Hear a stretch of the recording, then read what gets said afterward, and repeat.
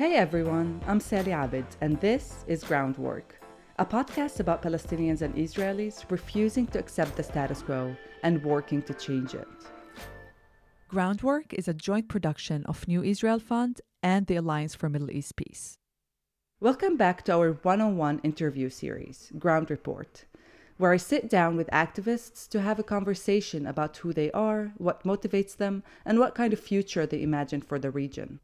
If you're looking for our regular programming, where we do a more in-depth narrative story and often go into the field with the activists, I invite you to check them out in our feed. My guest today is Yara Amayra. She's a Palestinian activist from the south of Hebron in the West Bank. She has worked with Women Wage Peace, New Story Leadership, and now works as the Palestinian co-director of Land for All. In the interview, we start out talking about how she got into activism. And then, as you'll hear, things got really emotional. Peacebuilding and anti-occupation work is hard for everyone, but uniquely challenging for Palestinians. It requires immense amounts of hope and optimism. It's why we ask all our guests on Ground Report about the future that they imagine for this region. What does it look like? How does it feel? That vision, being able to see it clearly, is so important for activists facing oppression, exclusion, and occupation. But the work of imagination and the work of sustaining hope can be so exhausting, it hurts. And we thought it's important for you to see that too. I'm Sally Abid with my guest Yara Amayra, and this is Ground Report. مرحبا يارا. مرحبا سالي. يلا. Okay, we're in Beit Jala, and Yara, let's start telling us a little bit about yourself. How would you introduce yourself to the world and to the listeners of Ground Report? I would start with what I consider the most precious part of my identity to myself is a Palestinian young woman. I was born and raised in Hebron. I grew up and lived my whole life there until I got accepted into an exchange program and got a scholarship to study in the US for a year in high school. That was the first time that I realized that there is something beyond this walled-off box that I live in, and that in other places of the world it's not normal to have checkpoints almost everywhere you go, and it's not normal to have army watchtowers and walls and attacks and night raids at your homes almost throughout the entire year. Give me maybe like a story about one thing that we're like, this is how it's supposed to be. I was placed with an amazing family in Arizona, in a small town near Sedona. And my host family decided that, I need to see a bit more of the US than just Arizona. And we went on a road trip to California. We got all of us in a car and we drove to California, and the entire time I had my little embroidered Jerusalem pouch around my neck with my passport, my ID, my scholarship papers, my student ID, and everything I needed in case we were stopped at the checkpoint. And these toll roads where you have to insert your card and get a pass and then you pay. I thought that these were the checkpoints, and I was like, oh well, their checkpoints look kind of nice with yellow paint and stuff. And so I was about to get out of the car at the toll road, and I asked my host parents, where are the soldiers? Do we have to scan our IDs here, or what's the deal? And then my host parents just were shocked for a minute, and then they looked at me and like, is that why you're holding your passport the entire time, honey? This is not Palestine, and we don't have checkpoints here. And that was the moment I realized that I needed to show everyone who was my age back at home that there is a possibility of a different life. B, do everything that I can to change reality where I came from. And how did you start doing that? I started my first activism gig, as we say, with Women Wage Peace. I gave a speech with an Israeli girl. What was her name? Noah from Netanya, who's now one of my closest friends, who was the first Israeli person that I meet who's not a soldier, who's not carrying a weapon, who's not a settler, and who was just willing to talk to me like an equal, normal human being without a conflict or an M16 or a checkpoint. And so before we met, because we couldn't for checkpoint reasons, we worked on the speech together on a Google document, and we gave it in front of thousands of people for the first time. And after that, it wasn't like a momentary aha change, but it was a first step, let's say, into separating in my mind between the occupation system of Israel and the people who do not wish to take part in that system in Israel. And that's a bit difficult because every single Israeli has to go to the army. So even if I try my best to perceive them as human beings, as equal, as civilians, as people who are like me, eventually they are going to be the soldiers holding a gun at the checkpoint and pointing that gun at me or my loved ones. And that's a really hard part to reconcile with. But we shouldn't judge an entire nation based on a system that they go through, and that we can do our best to wake them up or shake them up in a bit to see things differently. Our attempted relationship with them should not be strictly into defense mode and attack mode and you're the enemy mode. But we should rather try to understand and then proceed forward, which I admit is something that is getting a lot harder to do. I see you struggling. We are both here.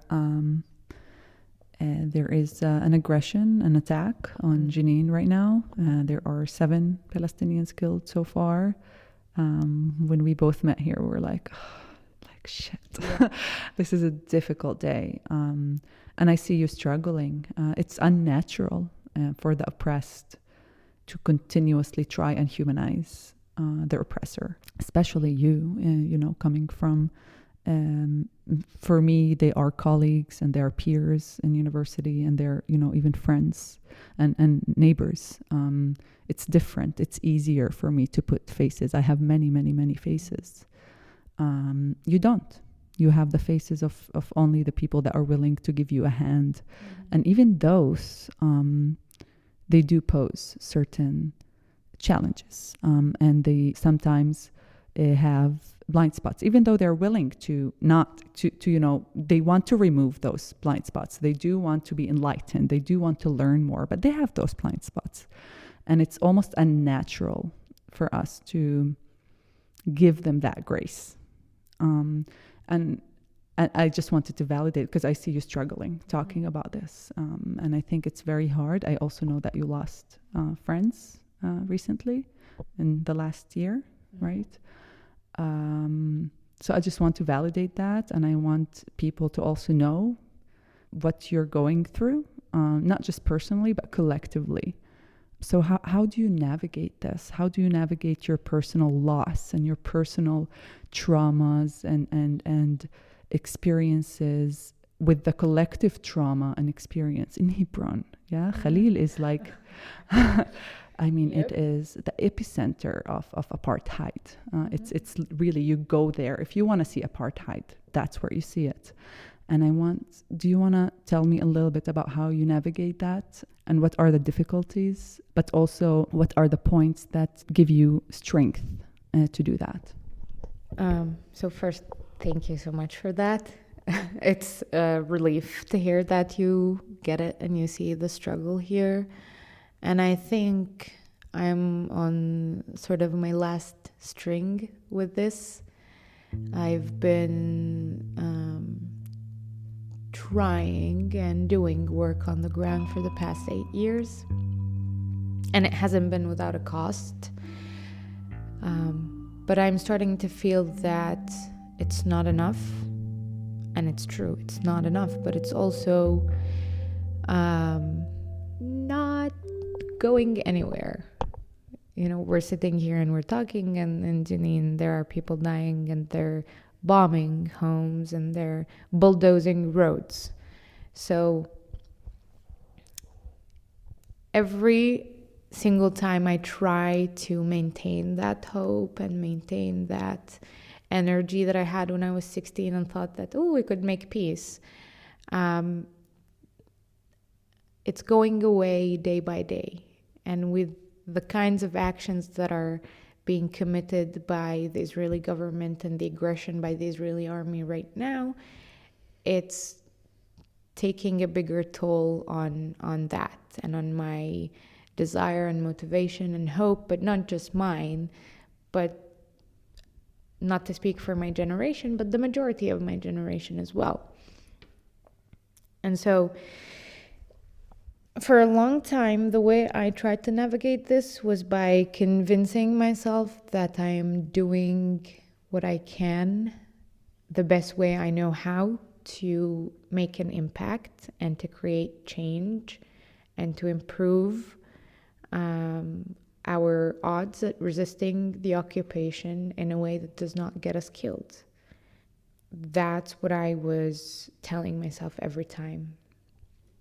And that I wanted to give a face to the other, to the Israeli, because maybe if they see the face that I saw, they would not be willing to carry a gun and stand at a checkpoint. And that, happened in Noah's case. Not to share her story, but a part of the reason why Noah refused to serve in the army was because of our friendship. And that gave me a lot of hope and a lot of motivation. But one person is not enough, and two people are not enough if we're talking about an entire system, about millions of people who are partaking in that system. So, to answer your question, I don't have an answer at the moment. I don't know how I'm going to navigate this, or if I am willing to navigate it at all. All I know is that the Palestinian spirit and my spirit will not be broken. No matter what happens, we will always continue to find ways to resist the occupation and to fight for our human rights and for our freedom. But what I'm afraid of is that we begin to respond with the same language that's being spoken to us most of the time, which is violence. And that is scary. But every day, I feel that it's more imminent than before. It's more likely to happen than before because of the actions of the Israeli current government, but the governments before it as well, and the inhumanity of the conflict. Even though I don't really feel like calling it a conflict right now. It's more of a oppression, occupation. Let's talk about, thank you, first of all. We're both like tearing up, looking at each other and tearing up. We're very emotional. I want to talk about what you think is your role in Palestinian society and Palestinian youth in the West Bank. You did talk about, one of your goals was for people to know that it can be different. We call it political imagination. Not everyone has the opportunity to go to the US and realize that there are no checkpoints. But what do you think, what is the kind of work that you're doing right now that would be able to promote that kind of political imagination and therefore activate people and give them hope? Honestly, I don't know. It's okay if not. Years ago, right before and after the Oslo agreements, people were so willing to talk about peace and moving forward, and yay, Palestinians are going to have a state, and yay, Israelis are going to have a state, and we're going to have peace, and we're going to go everywhere, and the army will pull out, and all of that stuff that ended up not happening. But they had that taste of what if, and ooh, it's possible, and it's right around the corner. My generation does not and did not have that. And for the past couple of years, the situation on the ground has been steadily becoming worse and worse, especially for young people. And if you ask today anyone about the meaning of the word peace to them in terms of Israel-Palestine, it would be laughable. Peace is too far from Palestinians right now, even from our imagination, because how can you talk about peace when people are being killed every day and homes are being raided and so on and so forth? Settlements being expanded. And settlers burning entire villages to the ground. It's, we don't have the most basic of human rights. We don't have safety or security or freedom of movement. We don't even have equal and free access to water and electricity the way people on the other side or even in the settlement inside of Palestine are having. And we're expected to talk about peace and how can we live in harmony with the other. What I try to talk about and the language that I speak is the language of human rights. Our rights to be equals and to be treated equally as human beings in Palestine. Our right to self-determination, our right to choose what kind of future we want to have, whether we want a Palestinian state or we don't want a Palestinian state. We want the right for the refugees in refugee camps in Palestine and all around the world to have the right to choose whether they want to come back or stay, whether they want to have a life here or not. This is what's important for us. We want the people not to go to prison for saying their opinions out loud without trial. We don't want children to be taken to military courts for throwing a stone at a soldier who is raiding their home at 3 a.m. We want our children to be protected. My approach to it is meet Palestinians where they are. Give them the tools and the skills, should they accept, to resist with strategy, to be politically savvy. Right now, strategically and militarily speaking, we're losing this battle, and we will continue to lose unless we find a different way.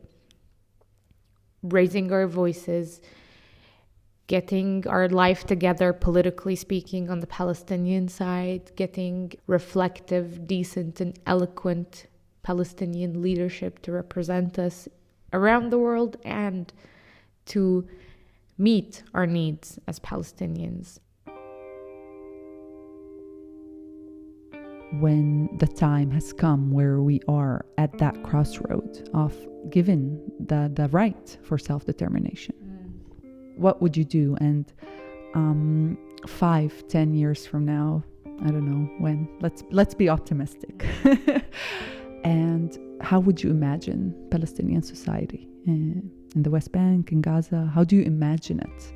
I don't know if we're gonna survive to see tomorrow, but I shall do my best to see to the next 5-10 years, and I would hope with all my heart that we have eloquent leaders who are respected amongst Palestinian communities and who are in constant contact with the Palestinian people to hear from them what they need, what they have, what they don't have, and what they want, what their choice is.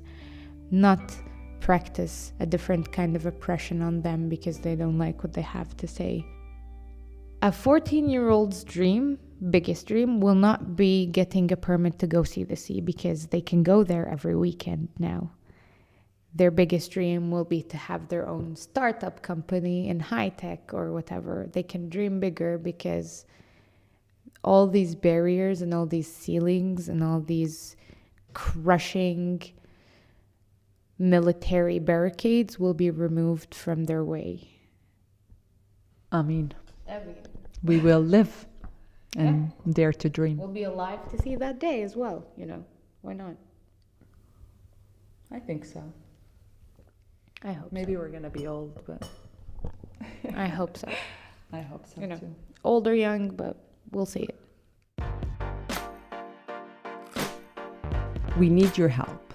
If you found what you just heard meaningful, if you think this kind of reporting is important, then please take a few seconds right now and rate us and give us a review on whatever platform you're using to listen.